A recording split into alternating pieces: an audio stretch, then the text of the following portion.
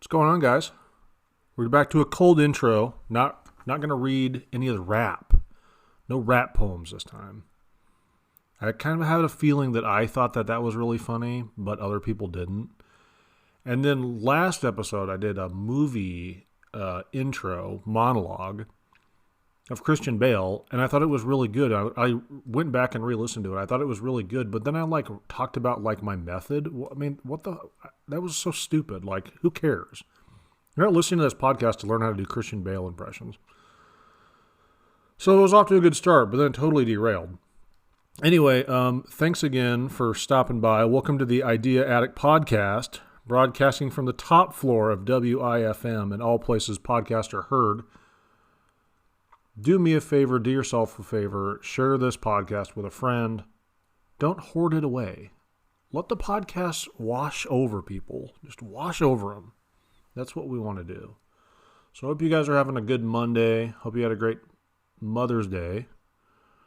Either your wife or girlfriend or mom that you're spending it with.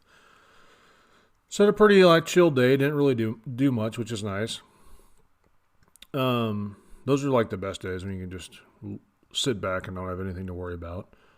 So I was clicking around on Facebook, and one of my friends from high school, I think he moved to New York City for a while, but now he lives in Maine.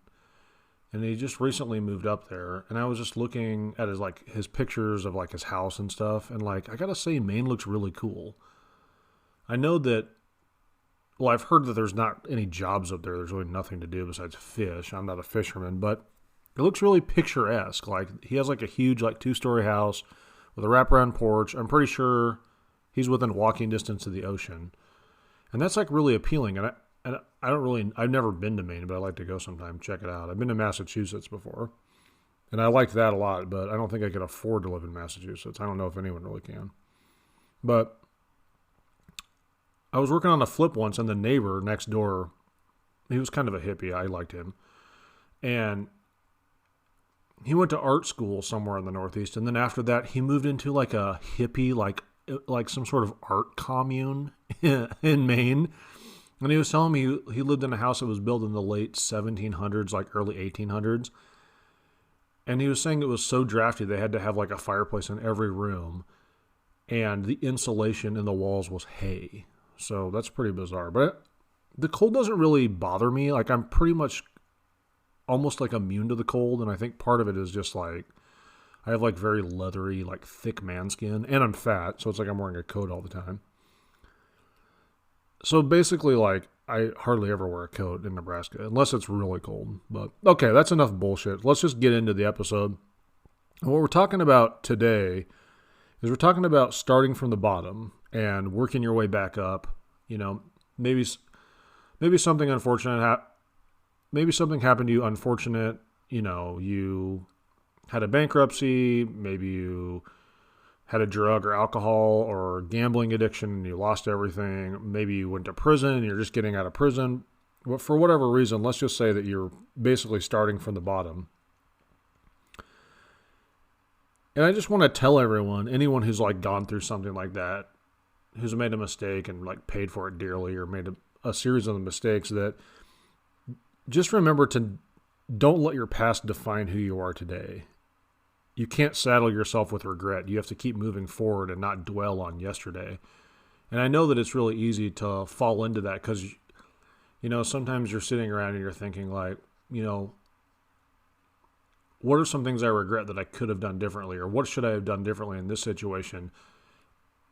And it's easy to go back and have regrets and feel bad about what you did or didn't do. But all you can do is learn from the things in the past and move on to the future.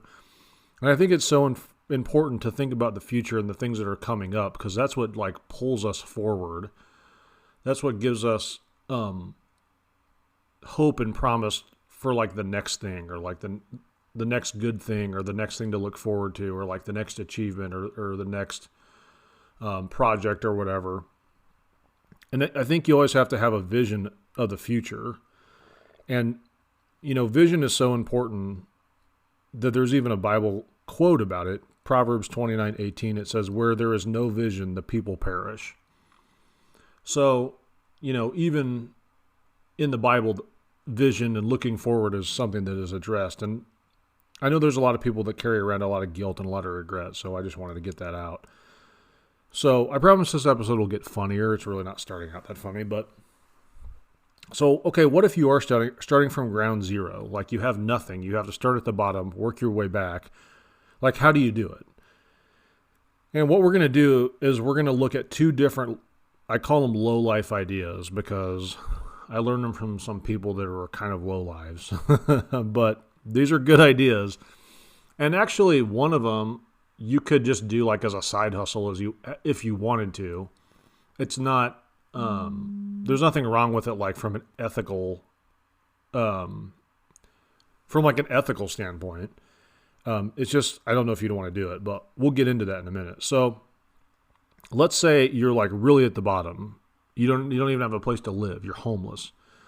But if you ever did find yourself homeless, you can live at the Salvation Army. So for this idea, we're just going to say that you're living at the Salvation Army. So if you're living at the Salvation Army, I believe you get 6 months to live there for free.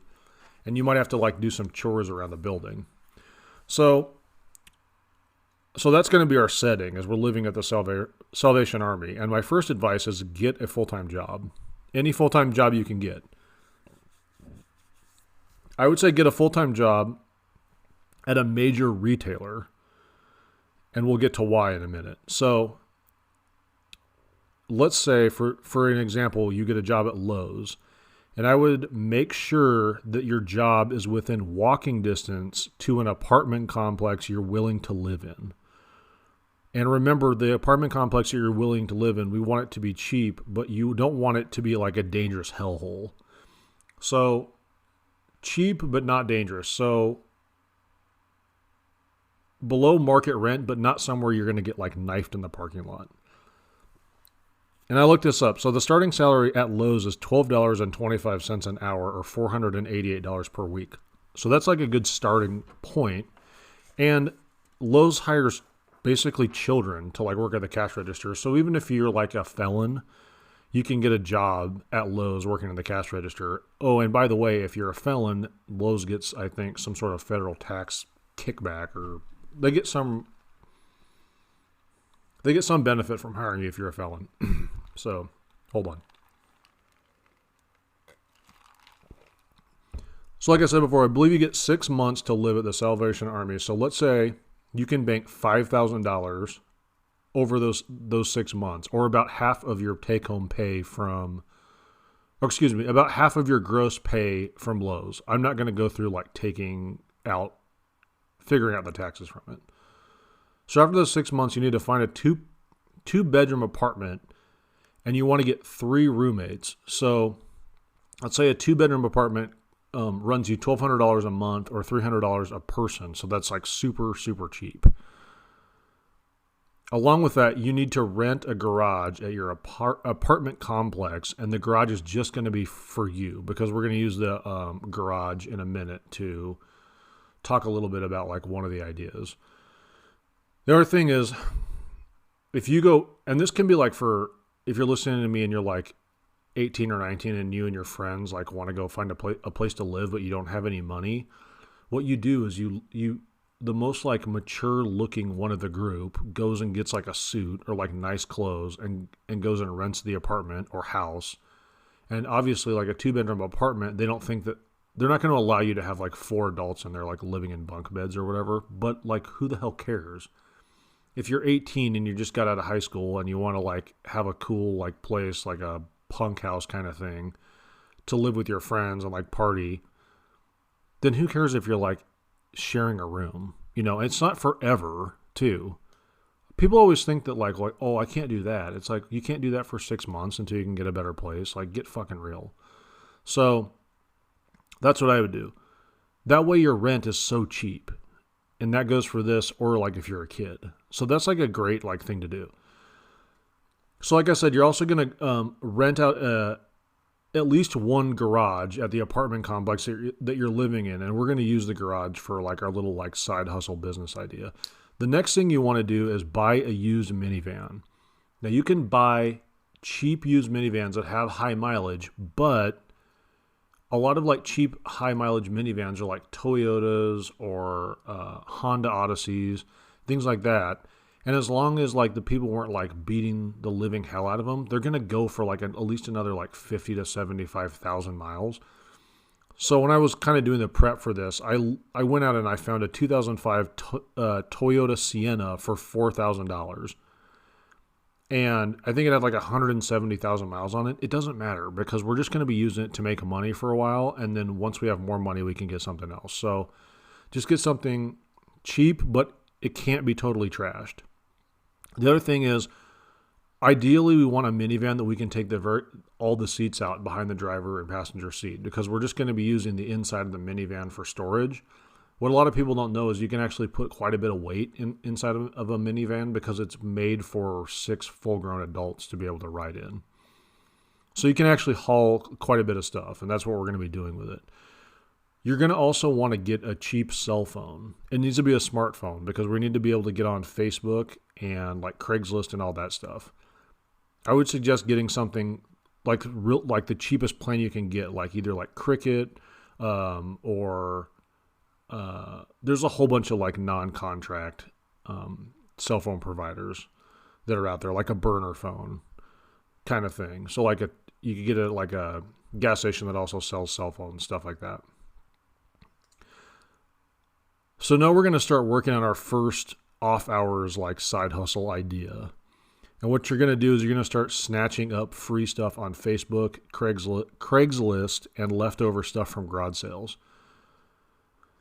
So you might not know this, but you probably know this. People like just give away stuff on Facebook. They used to do this on Craigslist all the time, but people just give away stuff on Craigslist or on Facebook, and sometimes like the stuff is like pretty good. Like people could be moving and they just want to get rid of something. Maybe they've tried to sell it, but they were at too high of a price and they were just like, fuck it, I'll just like give it away. So I'll give you like a little bit of background on this idea of like going out and just picking up free stuff and then reselling it. So back when I had like a foreclosure clean out business, one of my employees had previously like been in prison. And when you have a business like cleaning up garbage, you're not going to get people who like went to Stanford or people who have MBAs or law degrees. You're going to get whoever you get. And it just so happens I got like a felon and his brother, and I believe his brother was a felon too. And they like worked out perfectly. They were the best employees I had. I paid them $10 an hour in cash and anything they could steal. So when you have people like that, you just have to like say, well, I know they're going to like steal a little bit, more than likely. So just like put it into their like compensation package. But what he did is when he first got out of prison, he had a job at Sizzler, or no, was it Sizzler? It was some steakhouse. He was like a cook. And then on his off hours, he would like do this thing where he would go and like pick up free stuff off of Craigslist and Facebook. And then what he would do, he lived in an apartment complex, and he would put it in anything good. He would put it in his garage, and at the end of the week, he would have a garage sale. And he said that the garage sale, he could usually make between $500 and $750 like per week having a garage sale of stuff he got for free. So your overhead is obviously like sourcing the stuff and like driving around. He said one time he was like a pretty unusual like person, like pretty entertaining character. And he had like a background in like door-to-door sales, so he was really good at like, he was very engaging with people. So he could like go and like pick up one thing for free and then get like a whole bunch of other stuff. So one time he was at someone's house like picking up something, and he got to talking with them, and they had been like trying to sell a Sleep Number bed. And I don't know how he did it, but somehow he convinced them to like let him haul it off for free. So he was like, well, I'm like really saving you money because normally like people like charge to haul stuff like this off to the dump, blah, blah, blah. So he talked him into like giving him the Sleep Number bed. And he said it was like relatively new. So he just like turned around and sold it on like Facebook for like, I think he sold it for like $300 or $400 or maybe more. Could have been more. So he got that for free. He got like a little mini, like like a little mini bike free off of Craigslist. And then another time, some guy was giving away like industrial shelving that you would like stack like heavy material on. So what happened was this guy was giving this stuff away for free because his business, which was a electronic supply warehouse, was moving from one part of town to the other part of town, and they like no longer needed these like industrial shelves. So this kid I know went, and the guy was like, yeah, if you could like get rid of them all, like I would actually even be willing to pay you like $500 if you could just dispose of them all. So what this kid did is he like looked up the manufacturer of the shelves, and they happened to be in Omaha, and he cut like some deal where he sold them the shelves out of the supply house like back to the manufacturer for, I think he sold them back to him for like $1,500. And not only that, the manufacturer like showed up with like an 18-wheeler and like guys, and the guys loaded up the shelves.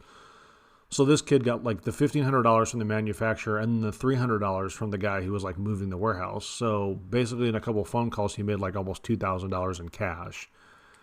So he was like always getting into like bizarre things like that. Another time he saw somebody like giving away some like free like billboard stuff of like a movie theater that was being torn down in town. And he went to like this movie theater that was being torn down in town, and he was like, well, I can like take a whole bunch of like the movie theater seats. And they were like, well, the demolition guys have like unattached them all. So like as many as you want, like you can have. So then he got like a whole like old movie theater worth of like these like movie theater seats. Some of them he sold, some of them he like scrapped, some of them he just threw away. But it was like, he was always getting into like bizarre stuff like that. And that's actually how I met him, because I was giving away like free scrap metal from a house that like we were cleaning out, and he like showed up, and he was like one of the only people I'd ever dealt with that was picking up scrap metal that wasn't high on meth or looked like he did meth. So that's how he got a job with me, because I was like, hey, I'll give you like a couple $100 to like finish cleaning this house out, or help my guys finish cleaning this house out. And he did it. And then that's kind of how it got started. So he would do that. He would pick stuff up free off of Facebook, off of Craigslist. And then the other thing he would do is he would drive around neighborhoods at night with his minivan and pick up anything that people had put on the curb for the trash that like he thought he could get any value out of. And he also just used a minivan, which I think is a good idea, because minivans are a lot cheaper than pickups. So like even like a shitty pickup with 1 million miles on it is going to be like $6,000 to $7,000. You're going to get bad gas mileage. And if you have like a pickup, like if you're driving around a neighborhood at night with a pickup like loaded down full of stuff, it's going to look more suspicious than like somebody in like a van, because of like a Chrysler Town and Country kind of like blends in a little bit in like a residential neighborhood if you're driving around at night picking through people's trash. Obviously, driving around at night looking for trash, that's like a little bit more, that's not for everyone, right? I mean, you might not feel comfortable picking stuff up off the curb, but you have to remember, like, if you're living at the Salvation Army, or if you're living in a slum apartment with 3 other guys, then you would probably be willing to do that.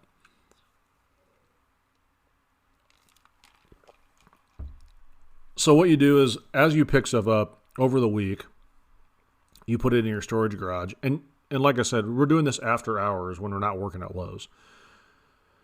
And then you're having a garage sale on like Friday, Saturday, Sunday, depending on like the schedule that you work at Lowe's. The other thing is, at Lowe's, I don't have this in my notes, but another thing that I think is a good reason to work at like Lowe's or like a big box store is because every once in a while Lowe's has really, really good sales on things that like aren't selling well. So, and they're usually like up at the front. And if you work at Lowe's, I believe you probably get some like a 20% discount on everything in the store. So you would get that too. And you could turn around and like sell that stuff on Amazon pretty easily. And then you wouldn't even have to like really necessarily like buy the stuff. You could just keep track of the inventory at the store. And as people bought it from you, then you could buy it from the store and like ship it out to them. So I think that'd be like a pretty easy way to make extra money while you're working at a big box retailer. And it wouldn't necessarily have to be Lowe's, but I just picked Lowe's. The other thing that you're going to do is, and this one is this is a little scummier, but I knew people who like did this at like part-time jobs, or like people who like worked at call centers like part-time or whatever in the evenings, and they would do this. This is kind of like a low life thing to do, but you can make good money doing it. The only problem is like the collection aspect could get a little messy.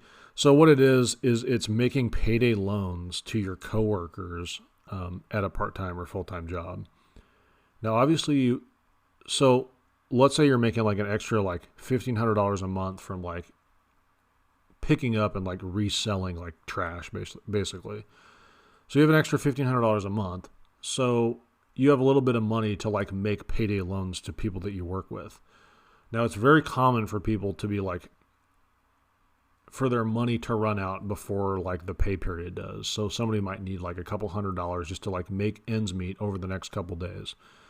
So what you would do is you would just loan them the amount of their paycheck. So just a paycheck advance basically. And then you would charge the standard rate for a paycheck advance, which is typically between 15 and 20%. So let's say if you loaned out somebody $1,000 for a couple of days, you would get back your $1,000 plus $150 in interest. Like I said, this is a little bit scummier. This obviously isn't for everybody, but this is a great way for you to like just keep churning the cash that you're making from like picking up and like selling free stuff. Obviously, you're going to be doing this. You're going to be loaning money to your coworkers. So you're going to have to like, basically the way you're going to have to get into this is you're going to have to hear somebody at work, overhear them talking about like needing extra money or being short, not being able to pay their rent. And then you would just step in and say like, oh, I can like loan you some money until like payday. And you're going to want to like really like tread lightly with that, because obviously I'm sure you could lose your job for that. And you don't want to get fired if like if you only have like one full-time job and that's paying the majority of your bills. And then once you do that, then word will kind of like get around that you're doing it. So like I said, you have to like be really careful with that one. And I would position it as like, well, like I would volunteer it for the first person, but then after that I would be like, well, I don't know if I want to do it. You know, make it seem like you're not like setting up a full-time or like a part-time like side business doing it. Make it seem like you're more like, well, like I guess I can do it. You know what I mean? Don't oversell it. Otherwise someone is going to definitely report you and like fire your ass. You're going to get fired. So I think with a full-time job and both of those like side hustles going on, you could definitely bank up enough money to move out of the apartment that you're sharing with 3 other guys. Hopefully you can keep the side hustles going for like a year or two, and then you can move up with the like retailer that you work at. Or what you could do is work the 2 side hustles and put money away to like start a business, or better yet, buy a business, because I'm a firm believer that buying a business is one of the best things you can do to get ahead in life, because somebody else has already laid the groundwork for you. But what I would do is like bank up enough money to cover your expenses for 1 year. And that's a common practice that people who like sell real estate tell like new realtors. And I know that's a really foreign concept to like a lot of employees. But if you're gonna go out on your own for real, you have to have at least 1 year of expenses in the bank, like minimum. Because you never know what's going to happen. You could quit your job, start your gig, start your like new business, and then something like COVID-19 or 9/11 or God knows what happens, or a banking problem, and then you might not have income for a long time. And luckily, like over the COVID-19 thing, me and my wife have been able to like keep doing our regular business and haven't really been interrupted. But if we weren't able to get a paycheck, we could go at least 18 months without like any form of income if we had to. Not that I want to do that, but that's just a smart plan if you're going to be self-employed. And nowadays, I would even give that advice to anybody with a full-time job, because you never know what's going to happen.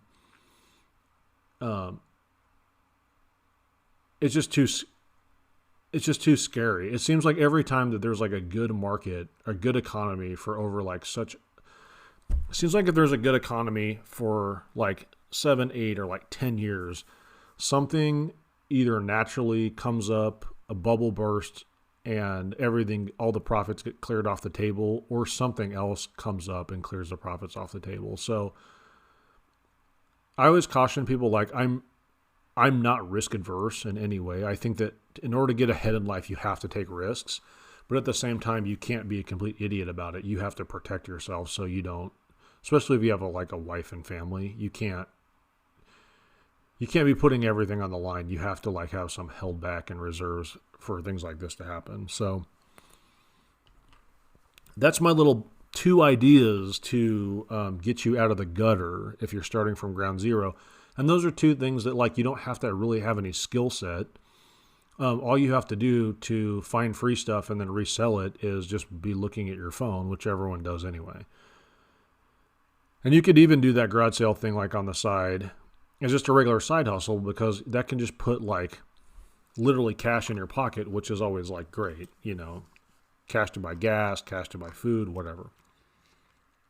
So I think that's a really good, interesting technique. And the guy I learned it from, like I said, it was like quite a character.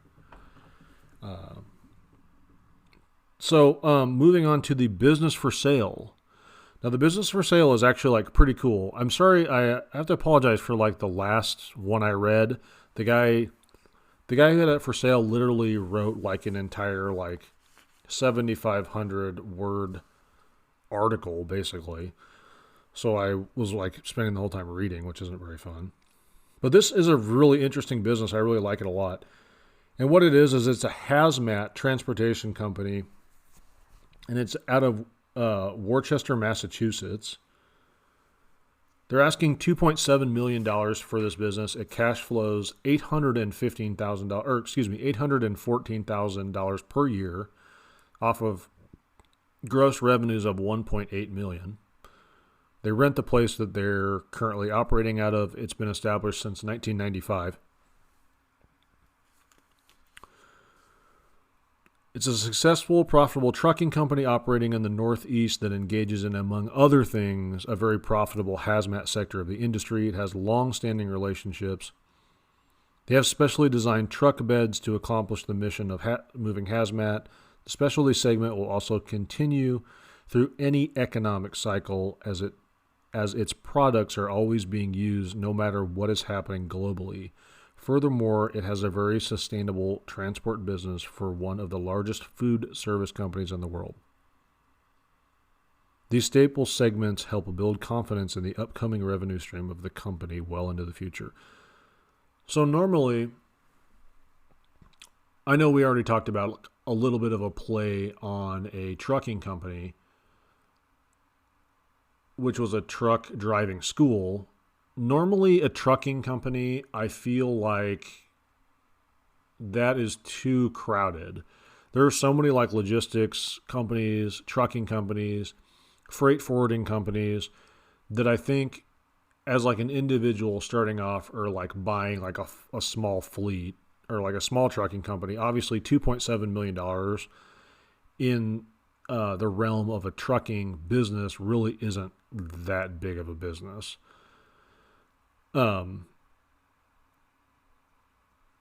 Normally I would kind of shy away from a trucking company because I feel like you have so many competitors through other trucking companies, and then obviously just like individuals who own their own trucks could come in and undercut you.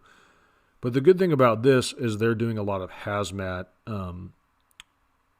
They're moving a lot of hazmat stuff. So hazmat, if you don't know what that is, it's hazardous material.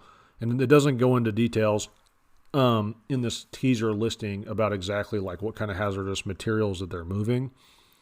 But it could be things such as like medical waste, things like that. And in order to carry hazardous material, you have to have specific licenses. I think you have to have a different license for every state. The trucker who's driving the truck has to like have certain like certifications as well.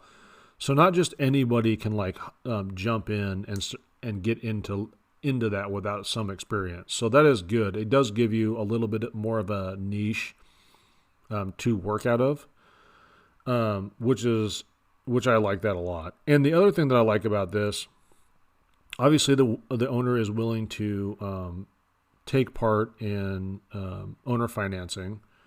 It says that they're willing to finance up to $250,000 of the asking price, which is $2.7 million. So I'd like to see that like a little bit higher, but that's something that you can negotiate. The other thing is that the seller is retiring, which in my opinion, that's like the best reason for selling a business, because at a certain point you've made your money and you want to move on. So anyway, I think that's a pretty cool business. Oh, whoops. Oh, shit. Whoops. If you guys want more information about that, you can contact me via Facebook or my email address. I'll put in the show notes. I forgot to put the like broker's name and number on there, which I actually did last time too. But I want to make sure that I'm getting that information out to anybody interested. So contact me if you want more information about that. So I'm kind of doing like a little bit of a new segment, which I think is kind of fun. Usually I do like three critiques of like other business ideas that I hear about online, that people ask me about, or that I overhear other people talking about. But this week we're like doing something a little bit different. We're going to like talk about a guy. The names have been changed to protect the innocent. The name, his name and where he's from, I changed, and his age. But we're going to talk about like an individual, his background, what he does for a job, and then like I came up with some different ideas that I think would be good for him to look at because he's tired of his job, obviously. So this guy's name is James Bass. He's from San Antonio, Texas. He's 42 years old, 42 years young. He works in HR at a large corporation, has been there for 15 years, and is fed up with all the politics and bullshit. He feels like his career, he feels like he's taken his career at that business as far as it can go. He feels boxed in. He's not sure if he wants to go to a different company and do the same thing. He likes the actual work. He just hates the job, hates having to go in every day. He'd like to spend more time with his wife and just have more freedom, which I don't blame him. Before this, he worked in the financial department of another large corporation. He has a bachelor's degree in business administration from the University of Texas. His interests outside of work are NASCAR, which he can't really do anything with that for a business, obviously. He loves playing fantasy baseball and baseball. He's a huge Rangers fan, and he likes fishing. So I always like to ask people what do you like to do? Because I feel like when you go to college or like you're in high school, I feel like you have to start off with something that you like in your interest. You know, a lot of people are like, well, a lot of people don't really like follow their interest or follow the things that they like enjoy doing when they select a job, when they select a college major, because a lot of times people haven't like worked at all. You know what I mean? So I started working part-time when I was 15. Actually, I think my first job that I had was 14. And my mom managed a real estate office in the town that I grew up in, and they needed someone to like pick up the litter and like shit and like on the premises, like in the parking lot and stuff. And I got paid like $25 every time I did it. So that was my like real first job, where I got like a check from somebody I didn't know. You know, I'd mowed lawns and stuff like that before. So that was my like first job, was like picking up litter in like a parking lot. And then my second job after that was I worked for a local builder, and I would go and do like construction site like cleanup. And like I didn't really ever think about it after that. You know, like I had other jobs in college, and when I was like going to get a college degree, I never thought about the time I spent like picking up trash. But it turned out that I got a full-time job at a marketing company. I hated that, and then I went back to picking up trash, and I made tons more money picking up trash than I ever would have at the marketing company. And I made more money than any of the employees at the marketing company because they say that the first job you ever get, the first job that you get, you're always going to be like attracted to that industry. You're always going to like feel comfortable with that. And I guess that for me, that was true. I don't know if it's true for everyone, but I feel like you have to like know yourself a lot before you really like pick a career. And I feel like kids nowadays like don't work, and like they know they don't have to work, so they just fuck off all the time and whatever. So I feel like it's really important for you if you're in high school to like go out and get a job so you know what you like and know what you don't like. Our friend James here like thought he liked business administration, whatever the fuck that means. And he tried his hand at working in a finance department, didn't like that. Then he tried his hand at working in an HR department, burned up 15 years of his life, and now he's wondering, what have I got myself into? I've created myself a prison that I'm not sure I can get out of. Please help. So I'm bestowing my wisdom on him and my ideas. And if he listens to me and follows one of the ideas, I'm sure he'll have a great life. So, like I said, I like to look at people's interests along with their like work history because maybe we can mesh those two things together. Obviously, he's somewhat competent if he has kept a job for 15 plus years. So I don't have to worry about that. The competency. So let's look at like fishing because he says he really likes to fish. So you could possibly start a business as a fishing guide if there's enough demand in his area. Now, I'm not really familiar with San Antonio, Texas. I don't really know how much fishing is around there. It's not close to the ocean, so you can't do like chartered like tours. Maybe you could go bass fishing. I think that you can like do like paddle fishing.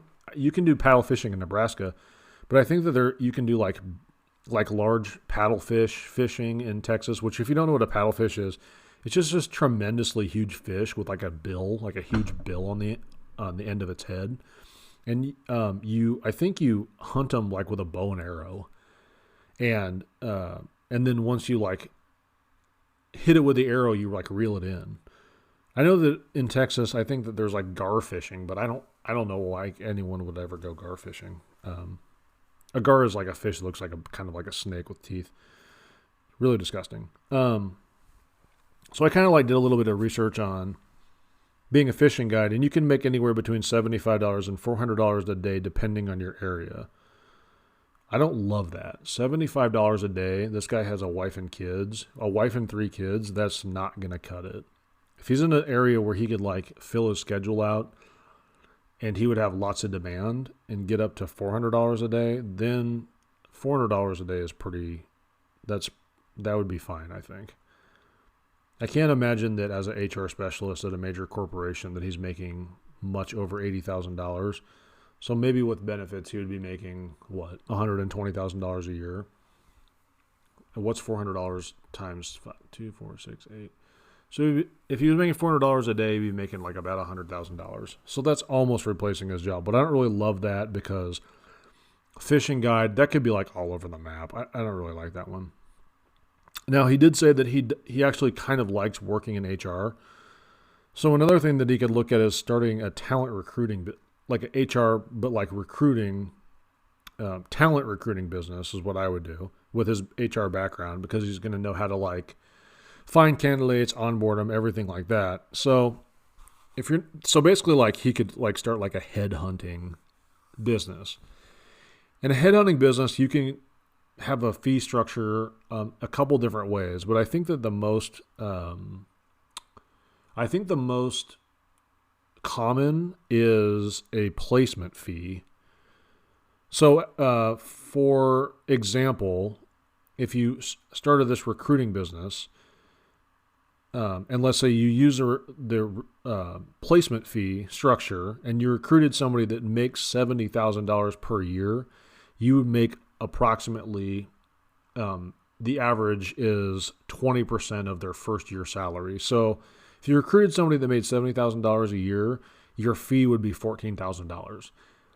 That's pretty good, because if you did like two of those, let's say like starting off, and I don't know how hard it would be to like get this going. Obviously somebody with an HR background. Whoops. Oh shit. Oh God, I'm recording my screen and I actually put a freaking calculator in the middle. You're fine. So 14, let's say like you could get 2 placements. Oh shit. What have I done? That's $28,000 a month times 12. So that's $336,000 a year. I don't know if placing 2 people per month, if that's like a reasonable goal for the first 12 months to do 2 a month, especially if you're like on your own, because you're going to have to find clients and then you're going to have to go out and find talent. But let's say like the first year you place 5 people, and then the second year you can double that, and the second year you can double that. So there's enough demand in recruiting, and it looks like there's enough money in recruiting, because 20% of someone's first year salary, what if everyone that you're like going after is making like over 150? And instead of making $14,000 for a placement, you're making 28. So that's like pretty good money. And what I would do is I would pick a niche like IT, medical specialties, engineering, something like that. The other thing is there's like a lot of smaller and medium-sized companies that do outsource these things. So I think that you could find people to recruit for. And if this guy has an HR background, maybe he already like has some companies in mind where he knows people, and you can get that worked out. So I do like that. There's a lot of money in that kind of thing. In Omaha, there's a lot of medical recruiting, medical staffing places. I guess that's staffing's a little bit different because that's more like soup to nuts, like holding your hand. But I know there's a company in town where people used to like just be like medical recruiters, and the employees were making like $300,000 to $400,000 a year. So they got all these like really good recruiters to like come to this place to like build this place up. So the owners of the place really weren't like making that much money because they were like paying everyone like insane commissions. So they got it up to like where they were like one of the top like medical recruiting companies in the entire firm, or their firm was one of the top like medical recruiting companies in the whole country. And then they just cut everyone off at the knees and took their like salaries from $300,000 a year down to like 50. And people were fucking pissed. Like it was like a big deal, which it is. That's complete bullshit. I mean, that's like what? It's 1/6 of your regular salary. So they just totally fucked everyone. So, and God, anyone with a job, just be careful, because they're like, every day they're just coming for you. The other idea is I would start a fantasy baseball website that was content based about playing fantasy baseball and gambling on fantasy baseball. And I would have it like set up like 80-20. So 80% of the information you're giving away, 80% of the like website is free, but then you hold back 20% of your premium content that members would have to pay a monthly fee to access. I really like this because I don't know if like a lot of you know this, but people like play fantasy baseball as a full-time job. And the reason is baseball is so data and numbers driven that you can get like every statistic under the sun about every player. I mean, it's ridiculous. And that's kind of like what that movie, Sabermetrics and all that in the movie with Brad Pitt was all about. So people like play fantasy baseball as like a full-time job. And if you think about it, it would be a full-time job because there's like, during baseball season, like the regular season, there's like, I don't know how many games per day, like 6 to 8 games per day. So it really would be a full-time job. I read an article about this guy, and he had a hog farm in Iowa, and he played fantasy baseball when he wasn't like feeding the hogs. And he was making like, he made I think when they interviewed him, like the previous year, he made $440,000 playing fantasy baseball. And he was like, well, I'm just doing it when I'm like not tending to the hogs. Well, he only like had to tend to the hogs like the first half of the day, because he grew up on this hog farm. He knew everything worked. He had a lot of downtime. So that's pretty amazing. The other thing is, if you're into sports gambling, regular season baseball, they give you really good odds because not a ton of people gamble on regular season baseball. So there is a lot of opportunity to get really good odds on regular season baseball. So what he could do is he could work at his HR he could work at his regular job. Jesus. He could work at his regular job and then like start this part-time and start building up his membership base. That way he would be building up, think of it as like building up a base salary. So if he had 1,000 premium members paying him $9.99 per month, that would equate to $9,900 a month in total, or $119,880 per year. So if you had 1,000 members signed up paying you basically $10 a month, that's basically $120,000. And getting 1,000 people to sign up for your site, if you worked at it, I mean, it might take you like a year or two to get that many, but that's like super achievable. If you put the work in and you put out good content and like really worked at it, having 1,000 people signed up is achievable. So that would be basically like your base salary. And then what I would do is I would build out courses or like special offerings.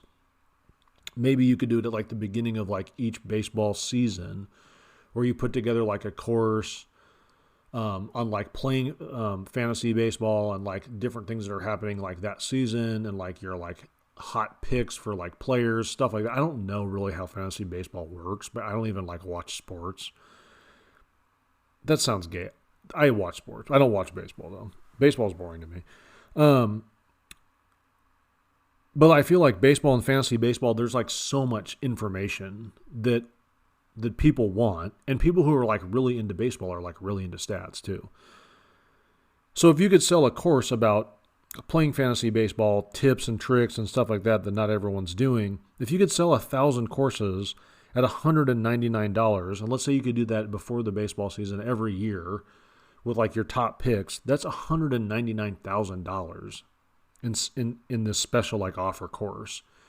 And that's just like one course you could put out. You could put out a bunch of other different courses about fantasy baseball and like fantasy betting and like your top picks and like all kinds of stuff. It'd be like a never ending thing.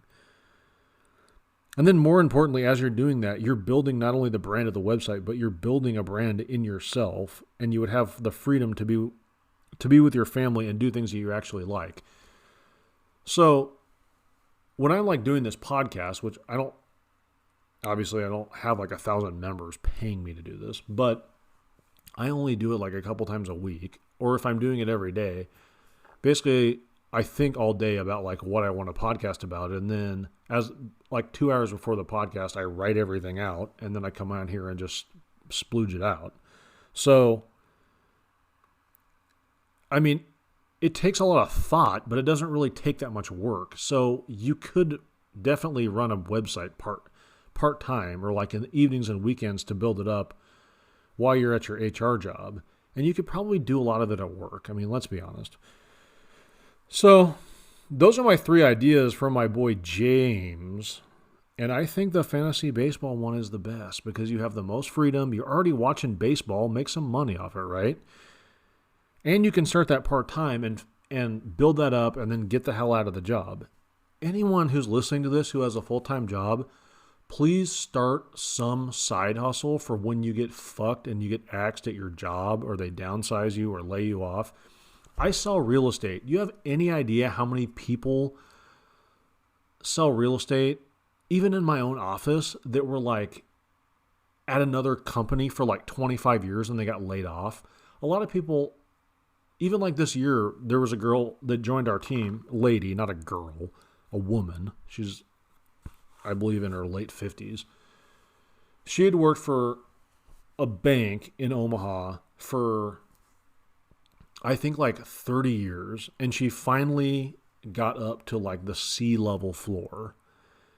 And she was up there for like 18 months, and then they got rid of her. And she had been there for like 30 years. And I think they got rid of her before she was like fully, like had like the full sea level, like retirement plan. So all this stuff is like being planned out. Your demise is being planned by your employer. Part of the reason I'm doing this podcast, obviously a lot of it's for my son, but the other thing is I want everyone who has a job out there that can hear me talking. You have to be more selfish. This isn't the 60s where employers are taking care of their employees. My grandfather worked at an insurance company. He would get to work in the morning. At 11 o'clock, he'd have a meeting with the other guys he worked with. They would like drink some scotch and like smoke a cigar. They would go look at like some property they needed to insure. They would go look at it for like an hour. They would go have lunch downtown for 2 hours. And then they would go back to the office and like have a scotch, and then they would go home. And he worked there for like 30 years. And that was different. Now, after 2008, they're like, oh, well, we can like take 3 people's jobs and all shove it down one person's throat. So they have to do the work of 3 people. Oh, and by the way, we're going to pay them like what a new college grad gets. Oh, and now they're going to find out, oh, like I can actually jam more work down these people's throats because now they can like work. We can trade off like letting them work remotely for like having them do more work. So if you're listening to this, please like start some side hustle for when you either get axed, you get laid off, downsized, your job gets shipped out, or you just get fucking burned out working for somebody else and you want to like make real money. Do a little research into like what some of these side hustles or like a job or buying a business can pay you. The business I just talked about, your payment would be like 30 grand or 40 grand a month, but you would be making like a couple $100,000. Hold on.